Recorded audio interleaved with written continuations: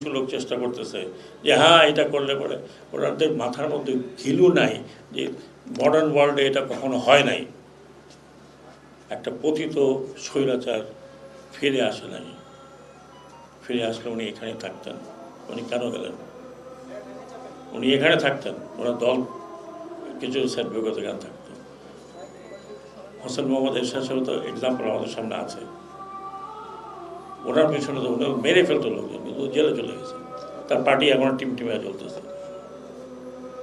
আমরা মনে করি এই পার্টিটি, বিশেষ করে আওয়ামী লীগ অত্যন্ত পুরাতন পার্টি, ঐতিহ্যবাহী পার্টি। এই পার্টিতে নতুন নেতৃত্ব আসবে এবং নতুন নেতৃত্ব এই শিক্ষাটা গ্রহণ করবে। আমি আরেকটা বলে দিয়ে যাই, আমি সর্বতভাবে চেষ্টা করব যে এই দেশে পলিটিক্যাল পার্টি অ্যাক্ট যেন থাকে, এবং অ্যাক্ট অনুযায়ী যদি পলিটিক্যাল পার্টি আপনি চালাতে পারেন চালাবেন, না হলে বন্ধ করে দেবেন।